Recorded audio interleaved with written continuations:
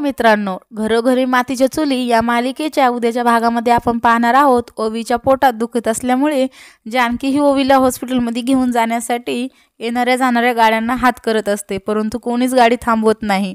जानकी परेशान झालेली असते। ती ओवी जवळ येते, जानकीला विचारू लागते, मला काही होणार तर नाही ना आई? त्यावर जानकी ही ओवीला धीर देत म्हणत असते, काही होणार नाही बाळा। जानकी ही गाड्या थांबत नसल्यामुळे ती ओवीला आपल्या पाठीमागे साडीने बांधते आणि ओवीला म्हणते, जोपर्यंत तुझी आई जिवंत आहे तोपर्यंत मी तुला काही होऊ देणार नाही।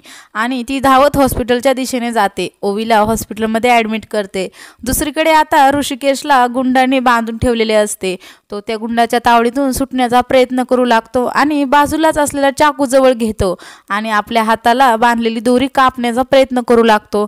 ओवीला ॲडमिट केलेले असते, ओवी बेशुद्ध असते। जानकी ही डॉक्टरला सांगते, ती उठत नाही। डॉक्टर ओवीला चेक करतात आणि जानकीला उपचाराचे पैसे भरण्यास सांगतात। पुढे आता जानकी ही ओवीच्या उपचाराचे पैसे जमा करू शकेल का? ऋषिकेश हा गुंडाच्या तावडीतून सुटेल का? हे पाहणे रंजक ठरणार आहे। तर असेच मालिकेचे नवीन अपडेट पाहण्यासाठी आपल्या चॅनलला सबस्क्राईब करा आणि व्हिडिओ आवडला असेल तर लाईक करा।